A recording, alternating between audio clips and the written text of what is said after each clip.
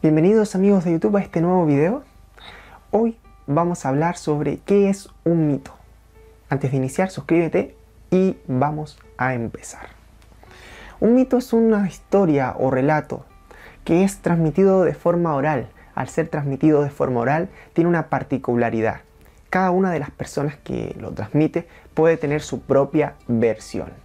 Y este mito explica hechos o fenómenos remontados al origen del universo, de la humanidad o de una cultura, a través de acciones que encarnan de manera simbólica seres sobrenaturales, como dioses, semidioses u algún personaje fantástico.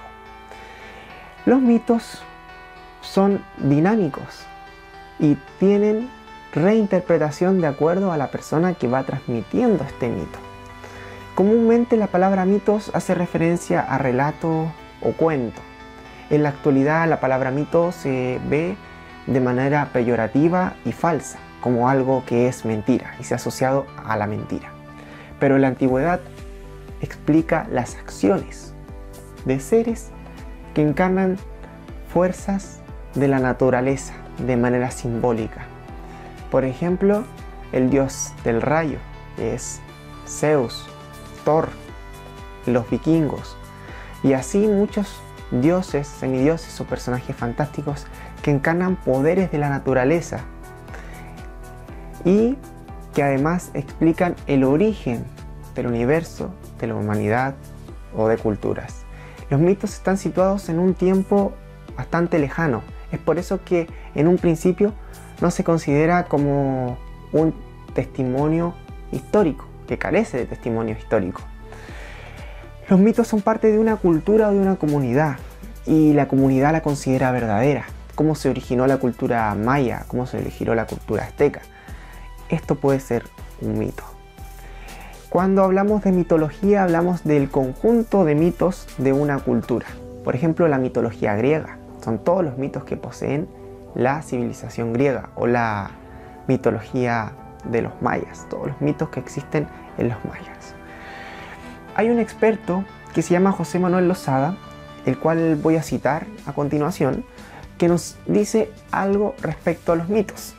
Los mitos son relatos explicativos, simbólicos y dinámicos de uno o varios acontecimientos extraordinarios, personales con referente trascendente, o sea que traspasan las líneas de tiempo de una cultura, que carecen de testimonio histórico en un principio, elementos invariables reducibles al tema y sometidos a crisis. Ambos, o particularmente el mito, tiene cosmogonía o escatología. Lo que explica acá José Manuel Lozada, que es un investigador especializado en mitocrítica, es que tiene cosmogonía. La cosmogonía se remonta a una narración que explica el origen del universo o de la humanidad, claramente.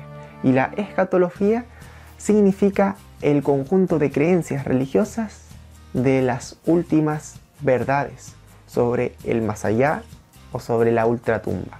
O sea que los mitos tienen referencia con lo que hay más allá, sobre lo que hay en la ultratumba y también sobre lo que puede haber acontecido en el origen del universo o de la humanidad. Cómo se formalizó alguna cultura azteca, de África o de alguna otra parte del mundo. Existen funciones de los mitos que son tres: la explicativa, la de significado y la pragmática.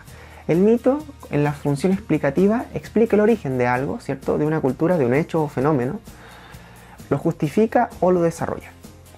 Y en la función de significado da un consuelo a una cultura, pues permite calmar a esa cultura con alguna creencia. Por ejemplo, si las personas tienen miedo sobre la muerte, existen varios mitos sobre la muerte, y esta función cumple de significado, cumple el consuelo y el calmar a los individuos con un sentido, pues si no hay sentido, quizás los individuos tengan alguna carencia o algún tipo de miedo. Entonces el mito cumple una función. Y pragmática, que está muy relacionada con la de significado, que es base de estructuras sociales. Un mito va a dar la base a una estructura social. El que una persona transmita mitos por mucho tiempo va a hacer que las civilizaciones se comporten de determinada manera. Pues si hay un mito sobre la muerte o sobre un ritual, vemos, como decía José Manuel Lozada, era simbólico, era dinámico, era de rituales, era de emociones. Si una determinada civilización hace un ritual cada vez que una persona muere, las otras generaciones también lo van a hacer y hacen que la conducta y la forma de vivir y de comportarse, de pensar, se modifiquen. Por eso es una base de estructuras sociales. En un principio el mito se vio como muy fuerte antes de que llegara la filosofía y el pensamiento reflexivo, para asentar el significado del origen de las cosas, para dar explicaciones. Tenemos que los mitos tienen tres cosas principales. Tienen preguntas existenciales, tienen contrarios irreconciliables, que son el bien y el mal, ¿cierto? El infierno y el cielo, y que está en una base de crisis. Todo esto es una base de crisis. Estos irreconciliables, y al final también tiene lo que es que estos irreconciliables se conjuran para eliminar o disminuir la angustia. Contrarios irreconciliables, como pueden ser la creación y la destrucción, la vida y la muerte, los dioses contra los hombres o los hombres contra los dioses, y el bien y el mal. Y además tenemos también que proporciona la reconciliación de los polos a fin de conjurar la angustia. O sea, explican un fenómeno para bajar o disminuir esa angustia, como lo tiene la función de significado, que están muy relacionadas. Dar significado para que las personas no sientan miedo. Espero te haya quedado claro lo que es un mito.